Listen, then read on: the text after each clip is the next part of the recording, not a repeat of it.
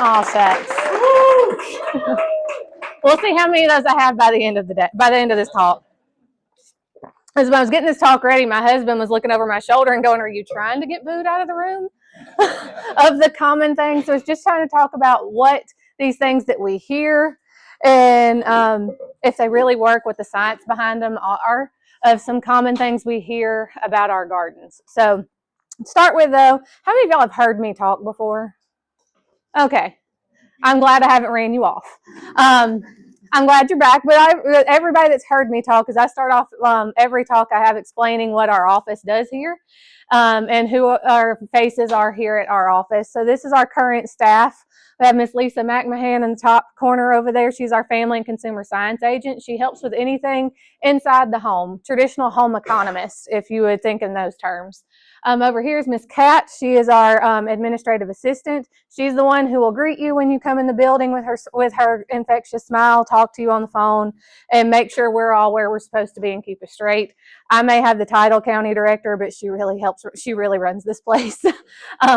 And we take care of what we need to. Courtney Gardner is our 4-H program assistant.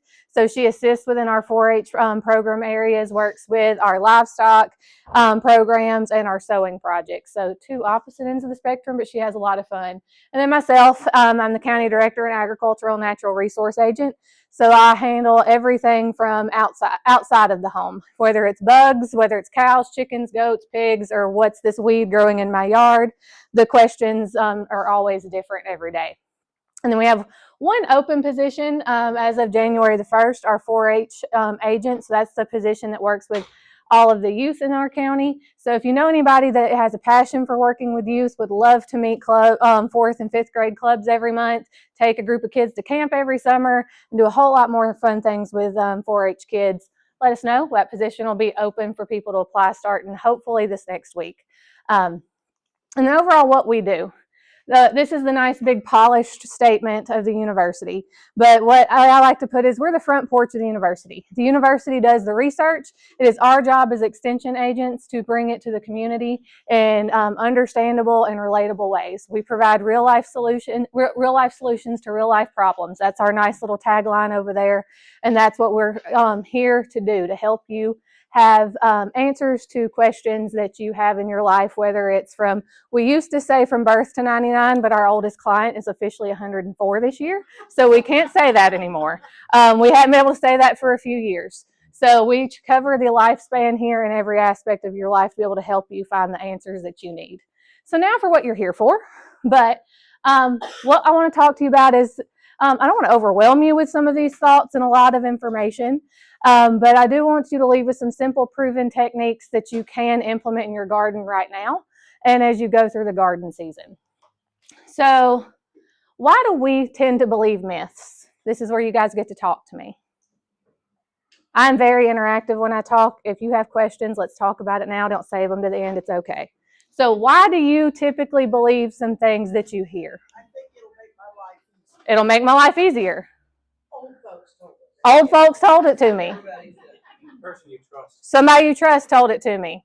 We saw it on social media. It's been repeated again and again and again for a long time. Yes. And sometimes it works the same way for each person. Sometimes it doesn't.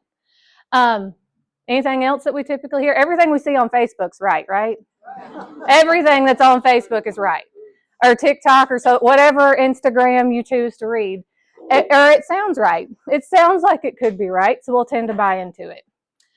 We've tried a whole bunch of stuff and nothing working. This is a new thing. It's a new thing to try. We don't know what works.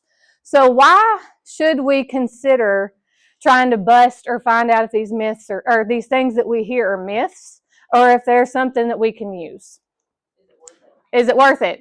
Is it going to save me time? Is it really going to save me money? I don't know about y'all. I'm pretty money is a big factor. If I don't want to do anything that's going to cost me more money in the long run. So we want to look and figure out if those things are that way. Some of these things that we talk about in here that are really supposedly great things to do can actually cause more harm than good in the long run. So we want to understand why this myth is supposed to, or why this statement that we hear is supposed to work. And if it doesn't work, or if what we can look at to see what the potential harms would be if it doesn't work. Other part being, is it research-based and proven? And that could still be a lot of the old adage work of it's worked for somebody else, it's worked for our old people. It should continue to still work for us. That is still some forms of research, and a lot of times there's research information out there that backs these beliefs that we have. Some examples of these things that we can have with some of the myths that we're going to talk about is you can end up over fertilizing. Is any type of fertilizer, whether it's natural and organic or conventional, cheap? No. So we can potentially go into that we're not saving ourselves time or money with the efforts that we're putting out. Social media hacks, because they're quick and easy and it's instant gratification. If it's instant gratification, does it usually work? No. We just want to see it work. And then misdiagnosing a nutrient problem. That's also one of the very common things that we'll see with what we see some of our issues that we talk about, and especially in our vegetable gardens, that we think might be fungal. It's actually probably a calcium issue. Some that gets put off as a calcium issue is the fact we're not watering them correctly. So trying to understand and truly look and figure out what's wrong before we try to jump off and say, this thing I heard or this thing I've always been told is the correct solution.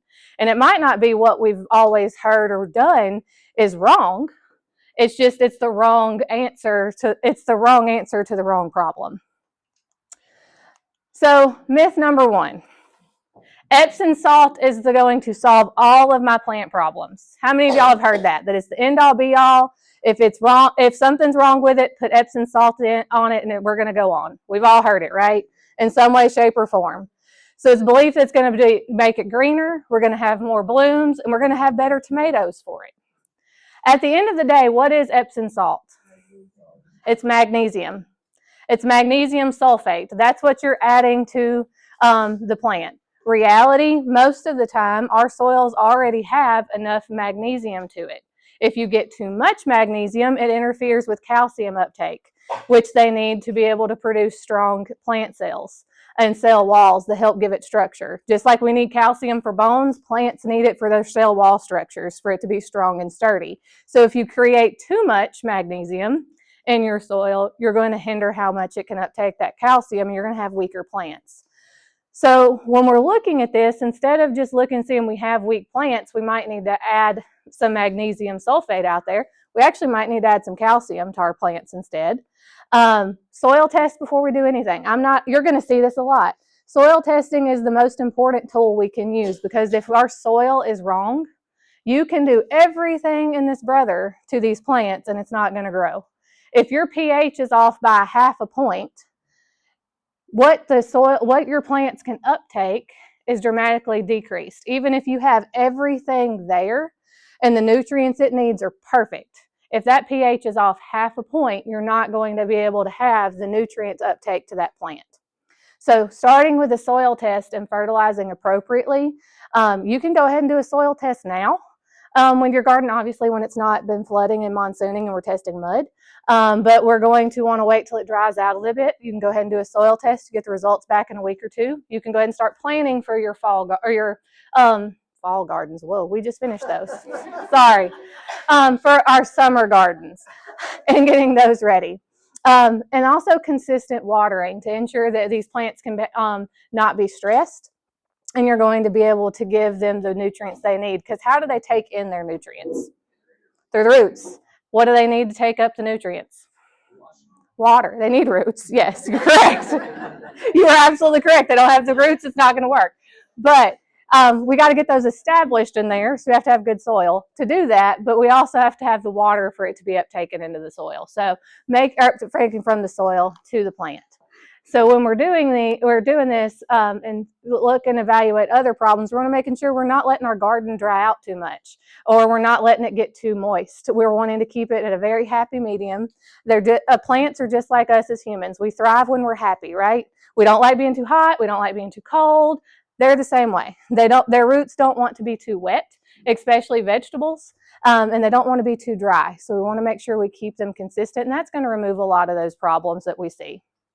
So the next one, coffee grounds are the miracle fertilizer. So we've all heard this one, right? Coffee grounds are a good fertilizer if they're used at the right time. If you put them out there fresh out of your coffee pot, every morning you walk out there and dump them out, they have to break down. They're going to use up twice as much nitrogen breaking down in that soil than they're ever going to give that plant. So we need to compost them before we use them. They are good to use. It's good soil. It helps to provide good structure back to our soil, helps with water movement through the soil, and adds good brown matter back. But they've got to be composted properly and fully broken down to do that. If not, they're going to take away more nutrients than they're ever going to give. So I said, this is one of the ones that's like, yes, it's not wrong, but we got to make sure we're using it at the right time. So with what we're doing, how many of y'all actually compost or try to do any type of composting? Cool. Not yet, or you want to? Next thing to do. It's a goal. Same for me. Like some things get to, some just sit around and they compost unintentionally when we take them out. We're going to start this. We have a very unintentional compost pile at our house.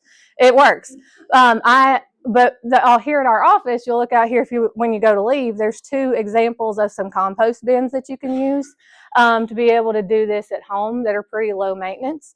These are very low maintenance for us here at the office. We dump our waste in it. We turn it maybe once a week when somebody takes the collection bucket inside out. They're pretty low maintenance to be able to work with, and we use a lot of coffee grounds around here because typically this is coffee I'm sitting here drinking instead of water. I figured we shouldn't do coffee when I'm already hyper right now. Y'all don't want to see the rat on acid. It's okay. I was asked this week, this is a side note and we will completely talk about it for a second, of what my spirit animal was. Courtney Gardner, that's here at our office, her daughter came to work with her this week. And that was the thing. She walked in my office and just, Miss Jessica, I have a question for you. What is your spirit animal? And what flew out of my mouth was, it's a squirrel or a raccoon. I don't know. Well, I didn't know what her intention was. She came back in here and she was painting. She painted me a little rock with a squirrel on it and told me I could take my squirrel with me everywhere I go now. So we will chase some rabbits. It's fine. It will always usually relate back. This story does not. It's just free information for you. Eggshells or banana peels prevent blossom end rot on our tomatoes. Have you heard this one? Huh? Or you've heard it for squash? Well, whether it's blossom end rots on squash or tomatoes, it's caused by the same thing. It's not a calcium deficiency. It's improper watering and water pooling on it. Those banana peels and eggshells do provide calcium when they're fully broken down. It goes back to the same principle with the coffee grounds. They need to be composted before they can actively give nutrients back, or they're going to take more away from the plants if you're putting them out there raw or whole to break down in your garden. So with blossom end rot, however, it's caused by uneven or pooling water. So often we'll see it at the top of a tomato where water has just set and nestled right at the top, or where the squash are sitting on the ground and they're rotting right at the ground. It's holding a lot of water. So we want to make sure that we're providing water for our plants at the right time. And we're giving these, there's not a fantastic, watering is convenient for you. There's a lot of different research out there that says you should do it in the morning, you should do it at night, you should do it at 2 a.m. You can find a study that says everything for it. The important part is that we are getting water to our plants and keeping things moist in the proper way. We're watering at the root zones for our when we're adding water into it, and we're making sure if we can do it in the morning. The heat of the day is not ideal to water just because it's already stressed and they're trying to do other things and we're throwing water at it and we're thinking we're helping it. We're not. So we want to water in the morning, water in the afternoon, ideally out of the heat of the day.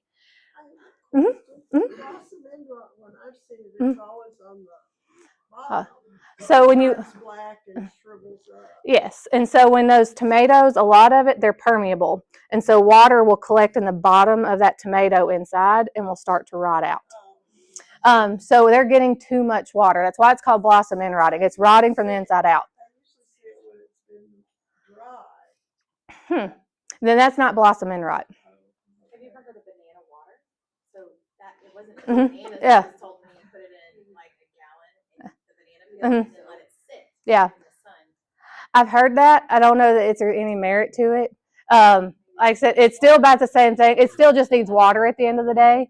That's something I'd have to look up. Research approach to that is you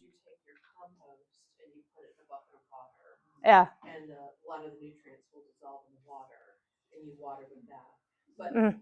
to Jessica's point, compost. You still have to compost it before it can be used. Because if you just put straight banana peels in there, it's not rotten, and it's not going to do a whole lot. It's got to be broken down. Other part of this, how many of y'all actually mulch in your gardens? Sometimes. It helps for a lot of reasons. It helps with weed control. It also helps with water control, with moisture control in our soil, and helps us control those temperatures of the soil.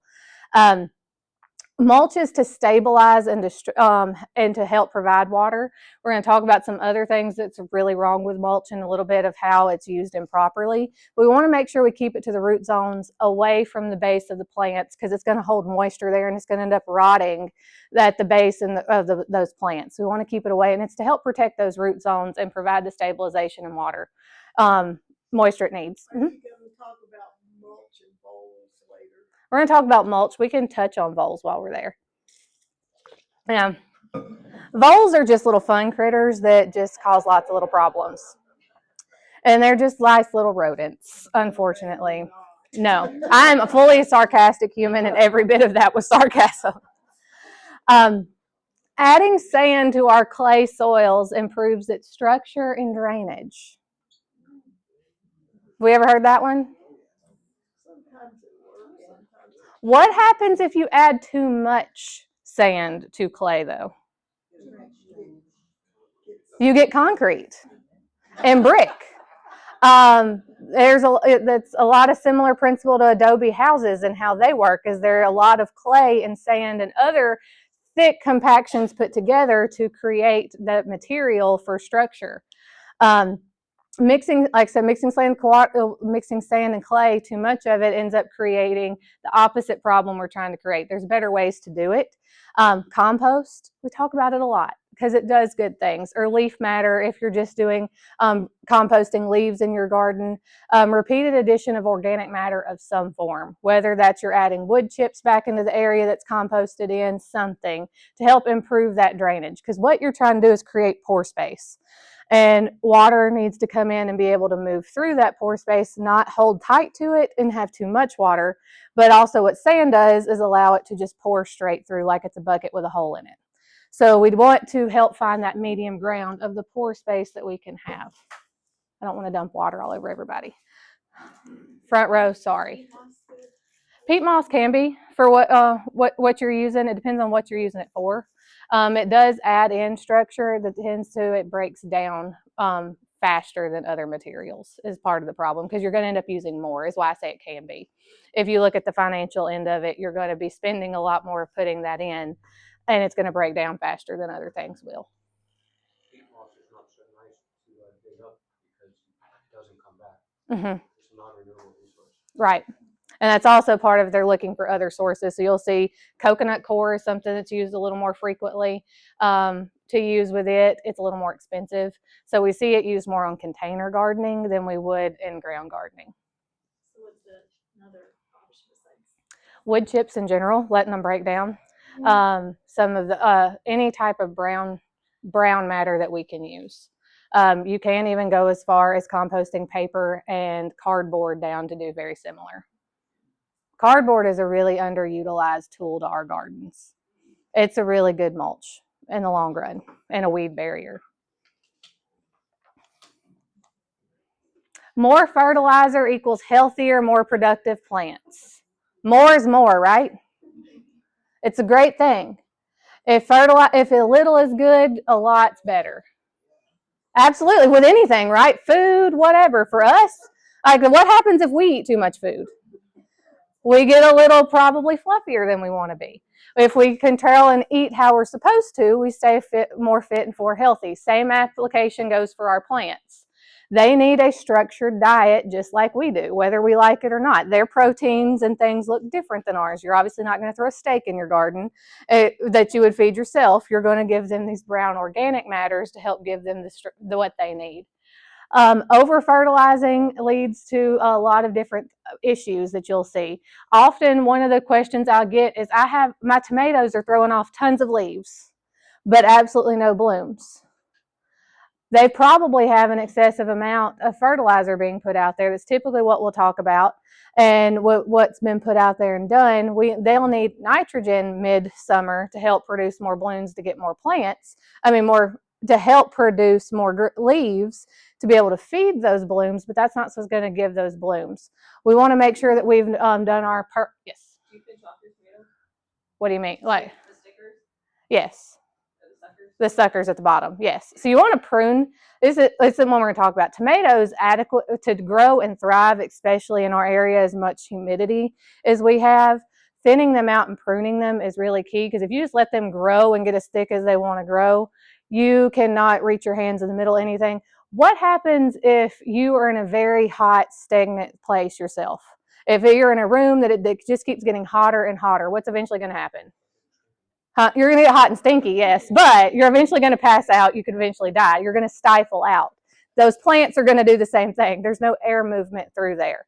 So we want to make sure when we're growing those, we are going through. Suckers are the ones at the bottom that we can kind of pull off that are coming closer from the roots and prune them out. And then as you're watching them grow, you're going to pick the stronger limbs that are coming out with more blooms to stay and trim out and prune out more. Y'all are asking good questions and completely sidetracking me. That's okay. It's another one of those things that, like, some people say yes, do it, and some people are like, yeah, we don't need to do it. A lot of it, the famous answer that my husband's going to laugh back there that I'm going to say is it depends and where you are. There's parts of the country that you don't have to worry about it as much because their humidity levels aren't what we have. Our humidity is just high enough during the summer that we're going to be a breeding ground for every fungal problem that a tomato or any vegetable can have. And if they don't have air movement through there to be able to clear those fungal spores out on their own, it's going to trap right in there and keep breeding. So we want to give them space to breathe and move out. And that's any type of plant that we're growing, whether you're looking at fruits. That's part of the big part of pruning your fruit trees to help create that air space for them to move, because we grow fruit trees really well. We grow their problems really well too. You are not going to be able to grow fruit trees here and not do some type of fungal sprays or things like that because of our humidity levels here. And the adage with that we hear a lot of is, well, Kingston used to be the peach capital of the South, peach capital of the world. It did. Weather patterns also have changed greatly since then. It was not nearly as hot and humid during the summers as it is now, if you look back at weather patterns. Also, of some history I learned during the Great Depression, those peaches weren't selling. They fell to the ground and rotted in the fields. Guess what lives in the soil pretty much forever? Fungus problems. And so even though they grew and thrived then, because of them not being able to sell it and they laid in the fields for so long and rotted, we have a lot of fungal spores that were bred during that time frame that's still here now that we have to combat now. And we have a pleasing environment for those fungal spores to grow in now than they were then too, because of our changing weather patterns. So there's ways of learning from history. Yes, somebody fix to say something. Sorry. More mulch is always better. If its mulch is good, it means higher and thicker is better. It depends, yes. However, excessive mulch over 3 to 4 inches deep is nothing but a breeding ground for insects. Termites love it. It can also suffocate and trap the roots of what you're putting there trying to protect it. You still have to be able to allow air to move through it, water to move through it. So you're wanting to look mostly about an inch and a half is the ideal of where you're going to put this over the root zones of your plants. Have you ever looked at pretty much any type of commercial landscaping down the road here and you see the volcano mulches up to it? It's about a half a foot up the tree. It's around the tree. It's eventually going to rot the base of those trees. There's a reason a lot in commercial plantings, and you'll see trees don't last long. They have about half the life of if we're planting them or they're growing out on their own. It's because there's so much moisture and all being held. And wood, what happens when moisture just keeps getting held to it? It rots. Same principle with any of our vegetables that we're growing. We're holding too much moisture there, it's going to rot. So that ring of a minimum of 3-6 inches is great around from the base of that plant, whatever it is, and go to the root zones of it. If it's a tree, that's going to be out to its drip line. generally what you're going to work with. If you're working even within tomato plants and all, out to its drip line is about that. If you're just going to go directly right around your plants. Most of the time in a garden, we're going to do the whole thing. For other things, we want it to be a good weed barrier. You're going to want to replenish it as it breaks down, because as it's breaking down, it's giving good structure back to the soil, but you're losing the effectiveness of the things you're wanting to help it do above the soil. So mulching is an ongoing process. Now, there's some things you can do to put under the mulch as you're putting it down to help. We talked about cardboard being a very underutilized source, in a vegetable garden especially. You can come in and put cardboard around your plants and then mulch on top of that. You're going to go thinner. You're not going to go 2 inches. You're going to go at least maybe an inch thick on this, because you have to connect into the consistency of that cardboard underneath it. It's going to help hold moisture. It's going to help prevent a weed barrier, and it's also going to save you money in the long run of not having to buy that much more mulch to put it in.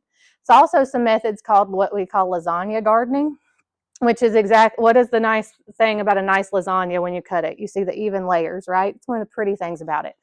With lasagna gardening, and the cheese, yes. Unfortunately, we're not putting cheese in our garden. We don't compost any type of dairy for very obvious reasons. It stinks and gets mold. We don't compost dairy or most meat products. But anyway, bonus information not related at this moment in time.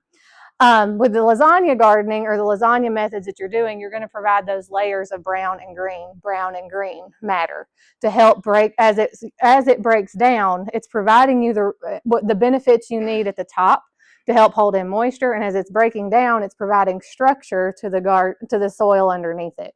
So it's a twofold matter of helping what you're doing.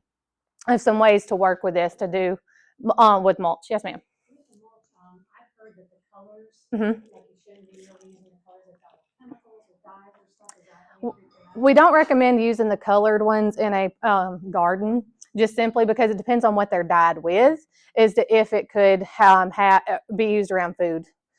Is the main thing. You can use them in your home gardens. I would recommend with any of them, because there are chemicals to do it. You don't want to use them too much. You want to alternate using them, because it's going to build up those chemicals around your ornamental plants over time. You're not going to want to use too much of them. It's also it's one of those things that it depends. It depends on how long you've been using them and how much is built up in that soil. And if you're cleaning out that area, and like some people fully clean out mulch that's dyed and then starts back over. And that's if you're going to continue to use it each year, we'd recommend doing that. So you have this Mhm. line that's replenish it, don't pile on more. Yes. What's the not piling on more? That's not putting the 6 inches to start with. So starting out with, you're going to put in that 1.5 to 2 inches, let it break down. And as you're starting to see it break down, you're going to add more. You're not going to start with the more to begin with. So I have slopes and I use pine straw Mhm. because it sticks Mhm. better than other stuff. I never know how deep to make it because it's so loose. Yes. And I'm like, what is it, 1.5 inches of loose, or is it deeper? Or? So this is done, the 1.5 to 2 inches is done based on wood mulch. With the pine straw, you can go a little deeper to 3 to 4, just because it's going to squish down, and it's going to end up being about that inch and a half by the time it's done. You can double it usually. Good questions. Dish soap is the same as insecticidal soap. Dawn dishwashing detergent fixes everything. It's cheaper and it solves all the problems. It does save the birds. If your dog has ticks or fleas, it's fantastic at killing them and removing it. If you give them a bath in it. Yeah. Yes. Like, it does have some good principles. However, why does it work really well for those fleas and ticks? They feed on, it suffocates them. They're also feeding and eating on the buildup, and they're trying to initially get down to the skin to be able to bite, but they're eating and feeding on the buildup of things in that animal's hair. And so you're removing you're degreasing that animal, is why it's the reason they use it in oil after oil spills. And you see all the pictures with ducks and penguins and things after oil spills. They're washing these animals with Dawn dishwashing detergent. It's a degreaser. That's why it's really good for that, and it's fairly gentle. It does suffocate all of these little mites and critters. The problem is it can build up if we use too much of it, and it will eventually suffocate our plants. with it. The ingredients can burn plant leaves if too much sits on it and builds up over time. It can strip the protective waxes. A lot of our ornamental plants, we see that very waxy coating on them. It's there for a reason. And as we continue to wash them down with this, it's going to remove that over time. Use a label insecticidal soap if it's what you're using for trying to create or remove mites from your plants. Follow the label instructions. The label is the law on any type of insecticide or herbicide you're using. If you use anything within how it's labeled, it's safe of what you need to use it for. And then spot test it before you use it on all of it, just to make sure it's going to work and you have the right concentration and mix up for it. And then dish soap belongs in the kitchen, not the garden. It is something, if you are in a pinch, I will absolutely say this, because I have recommended it to people. If you are in a pinch and you have a really bad spider mite problem on your ornamentals or in your arborvitaes, doing a quick wash down of it with a concentration of about a teaspoon in a gallon of water is how we're talking about using this. And washing that plant down and let it sit, and then come back with water and wash it down again. You're going to remove it. It's not something that you want to continually use because it's going to end up causing more harm in the long run on your plants. So this is one of those things that we hear that there is merit to it. It can work, but it's one of those that too much of a good thing is not a good thing. It's going to end up causing more problems in the long run. Vinegar and salt is the best herbicide you can use. It's safer and natural because they're household products. They must be safer than herbicides.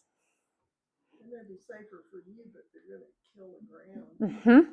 That's the big thing. They may be. Vinegar, in reality, burns the leaf tissue. It doesn't necessarily, it burns what's there. It's not going to kill anything to the root zone, and you're going to have it come right back. Salt is the earliest form of chemical warfare. If we go back and look through biblical history, that's what they did to kill out their enemies, is they salted the earth. Nothing will grow if the soil is too salt. They choked out entire races of people and groups of people that way by removing their ability to grow food. So too much of this in this, yes, it kills it, but it's also going to prevent anything from ever coming back there. Versus if we use the appropriate herbicide in the appropriate manners and by the label, because it's the law and it has all of the safety precautions listed on there, and you follow those, you are going to get a much better lasting result. The important part is if you're going to use any type of chemical, is to read and make sure you're using the right one. Because if you say, yes, I need a glyphosate product to take care of the weeds that are growing through the cracks of my sidewalk, and I'm also going to turn around and use it in the edges of my garden. Okay. There are different formulations of glyphosate. There are different things it's mixed with. Ones we typically recommend for using on sidewalks have a lasting chemical mixed in with it that will prevent anything from growing for about 365 days. Do we want to use that where we're going to put a garden or in our ornamentals? No. We want to make sure we're putting the right one in the right place and we're reading those. And if you have questions, that's part of what I'm here for. I answer a lot of these, especially during the spring and the summer, of I have this weed coming up, what do I treat it with and how do I get rid of it? That's what we're here for, to be able to help answer those questions. And then a lot of our individuals that work at our shops around here, Co-op, Tractor Supply, and even the teams within the garden center at Lowe's are fairly knowledgeable about their products and can tell you what they say. Thing is, they can only recommend, any of us can only recommend what the label says. You can ask us if this chemical will work for this, and in theory it will, but we can never recommend it if the label doesn't say it, because that's not what it's safely used for. So, most garden myths come from good intentions, but the research is there to help us avoid those costly mistakes that can either too much of a good thing is not a good thing, or prevent us from having issues. So when in doubt, remember, we're trying to look for overall healthy soil and consistency and consistent care and using good research-backed information. And there's some ways that you can do that. You can call me. Raise your hand if you're a master gardener in this room. It's a lot of them. So there are teams of volunteers here within our office. If I can't answer it, or if it's not a specialty area of mine, we have master gardeners we have several. Sharon is our tomato and pepper queen. I will send them to her. Aileen is a very ornamental-minded gardener. If I have questions, or if I have questions come in, I can field those questions to them to help answer those questions. And one thing we all have is we have the backing of the university. We have people who are much smarter than us in all their very detailed ways to call or send messages to or read the articles they've written and ask questions of how we can help a producer fix this. And so that's what we're here for, is a help. If you're doing research at home and you're wanting to find good things, whatever you're wanting to search, type it in, whatever it is, and then follow it with cite:/.edu. And what that's going to do is pull up only articles that are from educational resources. Most of the time it's from a cooperative extension service or another university doing research on that. You can sub it and do .gov, and you'll get USDA research information as well. But those are tools that you can use to help make sure you're getting the best thing. Instead of, if you just typed in what herbicide to use on, or what do I use for blossom end rot, and don't put this information there, you're going to end up with a bunch of message boards. And you're going to end up with a lot of opinions from people all over the country and all over the place. And they're just sitting in their yard and sitting on their phones sharing information. And it may work for them, but it may not work for you. The same thing that works in California doesn't necessarily work here. The same thing that works in South Mississippi, where I'm from, doesn't work here. When I moved here, my knowledge base on growing grasses was everybody loved Bermuda where I'm from. It is a cuss word here. If you go to try to talk even to a forage producer about what to grow, they don't want to talk about it. So what works best in each area is different. So being able to do and type in what we're looking for in .ed with this, and you can even throw in the keyword Tennessee, and it will pull up ours generally first, or Tennessee State University's first. North Carolina is very similar to us, and we use a lot of their resources in Kentucky. And Northern Alabama and Northern Mississippi have a lot of very similar research plots that we do of what we're looking for. So some things to look at on your own. If you're looking at these things and you hear something that sounds too good to be true, run it by this checklist. Is it research backed? Does it have anything there that says why it might work? Does it promise instant results? If it does, it's probably not right. And then look, and is it going to potentially cause more damage than it is good? Run it through this little checklist. And if you're not sure, call me. That's what I'm here for. My information's on the next slide. I'll give you that. Or reach out to a friend that's a master gardener. They have these same resources to use also and share. That's what we're here for. And each county has, not every county has a master gardener team, but every county, if you're not from Roane County, does have an agricultural agent. We're across every county in the state. So depending on where you are, you have a resource within your pocket to be able to call and ask questions to. And with that, do y'all have any questions? You didn't talk about voles. I forgot about that. Sorry. So voles. Huh? Where I live, Yes. I have periodic Mhm. eruptions of pine voles. Mhm. The ones that live underground and eat the roots off of everything, and then always rhizomes Mhm. also. I snap trapped one year Mhm. about 600 to 800 in 3 months out of a small area.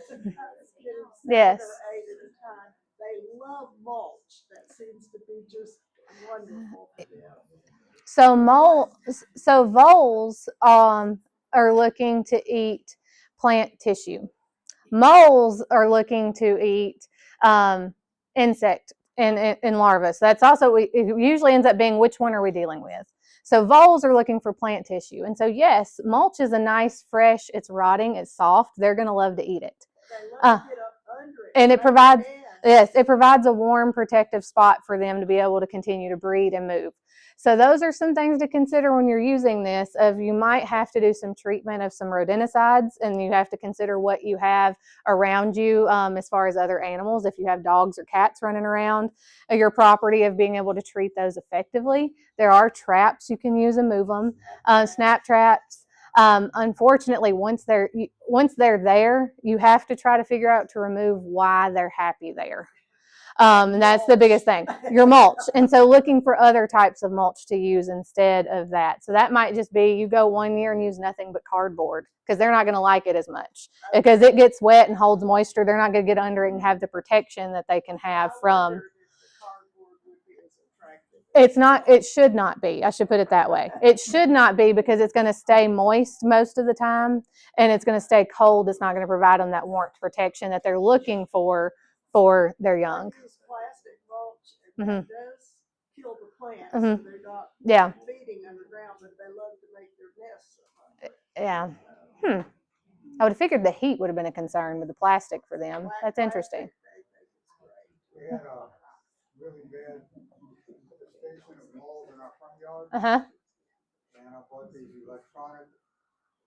So those work really well with the moles Yeah. because they're they basically work off sonar. So that interferes with how they work and they're moving.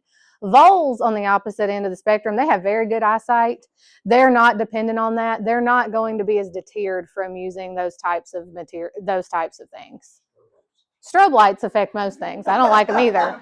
I was like, they affect me. They say there's other health concerns why we might not want to use those in the garden. It'd be nice if I could rent a ferret or something. The thing is, do you have chickens on your property? Okay, then that's fine. Cats can also be pretty effective. How do you know it's going to be a vole cat, not a bird cat? I don't know. You just need one of all the cats, is what it sounds like, and to work with. You can become the cat lady. We're just going to go borrow cats from your house for all of our problems. Yes. Hot pepper. Yeah. Make a hot pepper solution and put it over a sprinkle. I don't know how that would work for a vole or the vole's problems. It might would. Hot pepper. Because well, the best thing to use is to get a ghost pepper extract. You can order it off Amazon pretty easily. And the concentrations to mix up are on their label that you get with it because each one's a little stronger than other. Those are really good deterrents for deer and other things. It'd be an interesting test. Yes, the only problem is it's going to irritate you if you're touching in there. So you don't want to do that in an area you're going to consistently be touching and working on and digging.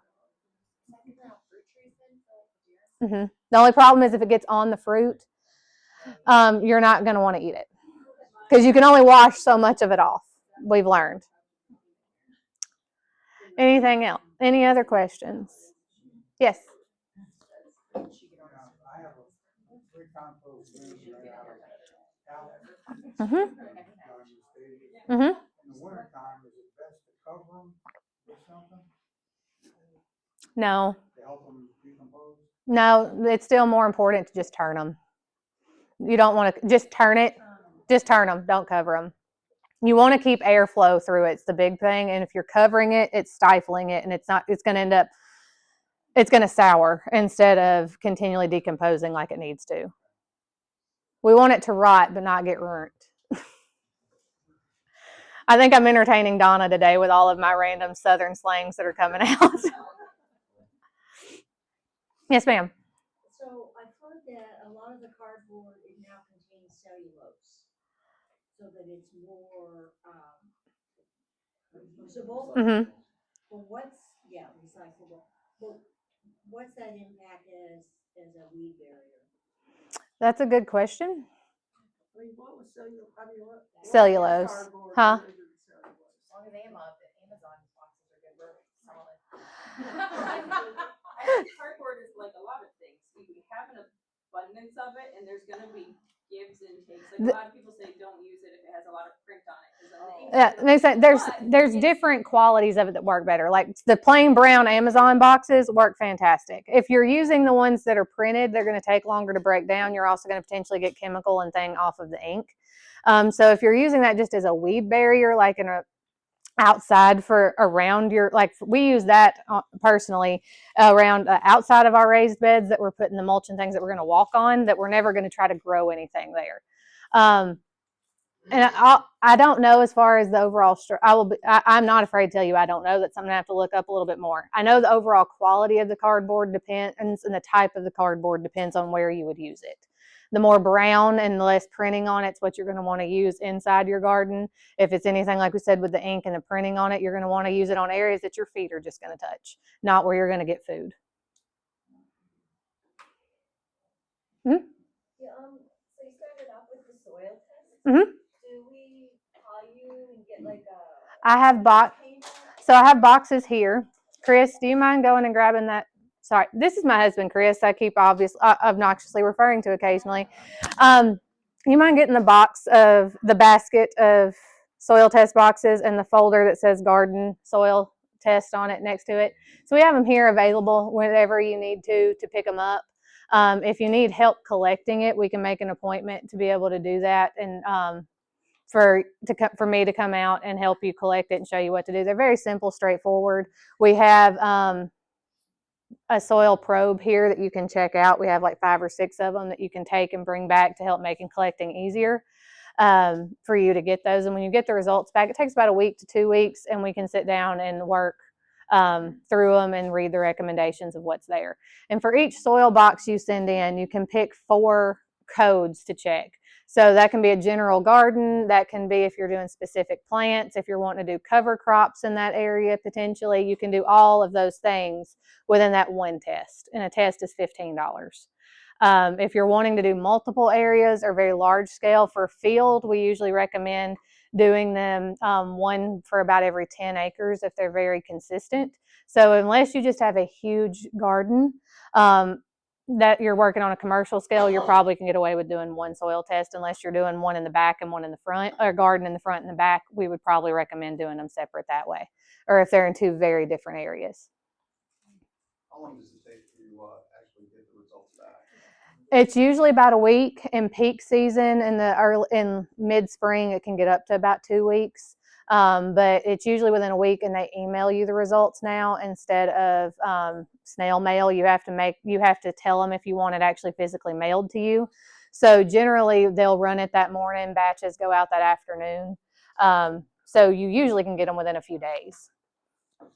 Thank you. So this is what our soil test kits look like, or boxes look like. You're going to take about 15 to 20 little samples of your soil around the area that you're wanting to check. And you're going to mix it together in a plastic container. Don't use metal. It affects the pH test with it. And then you're going to collect way more soil than you need. But you're going to take just enough soil out of that.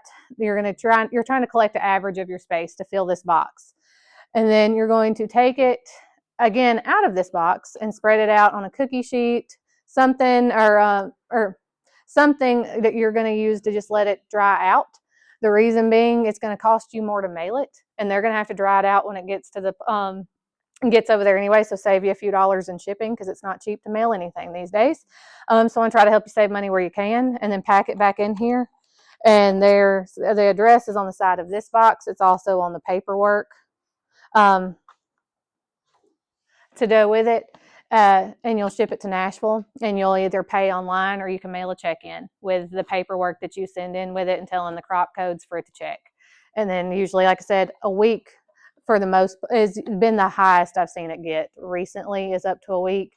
And 2 weeks during peak season, and that only happens about a week out of the year that they get that bogged down. What's the postage usually on? Generally, what will end up the cheapest way to do it is if you have a small box to package it in, it's going to end up about $5 to $6 to mail it. Or if you use the smallest flat rate box, I think they're $7 now. This will slide into it if you're doing the postal service. UPS, I'm not sure. Do you want to put this in a plastic bag or anything? You can. You don't have to. It just turns into how doubly secure you want to make it. A quart-sized bag will will slide down in here if you're using a plastic Ziploc bag. So do you use a probe, or do you use like a Dutch auger? Generally, what we use is a probe. Chris, do you mind grabbing one? Do you know where they are? They're in the storage room in Kat's area behind the door. They're steel. They're about this big around. to push down and pull out. We have one that has a few that have footsteps on them, a few don't. If you're not going to use the soil probe, you can take just a shovel and dig straight down and make a little V. And when you're digging, pull it out, and you want to take that center core strip out of what you're pulling out. How deep do you want to go? Ideally 6 inches, but if you try to go 6 inches around here, you're going to hit a lot of rock. So as deep as you can get it.